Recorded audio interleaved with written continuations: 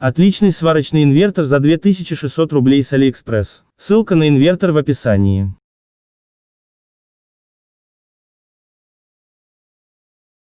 Вот приготовил леденцы от кашля. Вот такие вот получились. Сосу нормально, вкусненькие такие. Сделал их вот прополис. Такой вот аптечный, настойка прополиса. И сахар. Положил сюда на сковородку масла сливочного. Потом эту смесь, где прополис с сахаром, что здесь замесил, в какой-нибудь кружке сюда вылил. Вот она до такой вот жидкой. У меня сахар растаял тут, до такой коричневого цвета стал.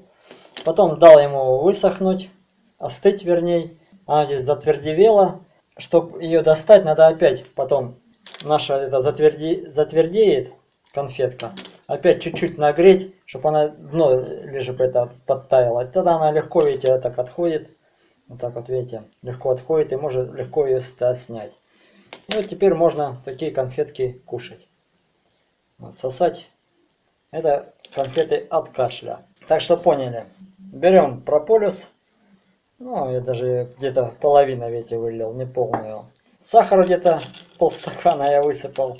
Может больше чуть-чуть, это уже поел я их, конфеты. И здесь перемешал, на сковородку растопил. Она остыла, потом, когда остыла, чтобы его отодрать оттуда, надо опять чуть-чуть подогреть, чтобы она раз начала это двигаться, и все. И можно ее тогда оттуда достать. Видите, она так отломается. Так, оп, можно сломать и кушать такие конфетки. Вкуснятина. Ну, кому было полезным это видео, ставьте лайки, подписывайтесь на мой канал. Всем пока, до встречи. Ну да, чтобы спирт испарился с нашей вот этой вот настойки, надо подольше, когда мы замешали, подольше надо его побултыхать, чтобы нам спирт испарился отсюда, тогда заливать уже на сковородку.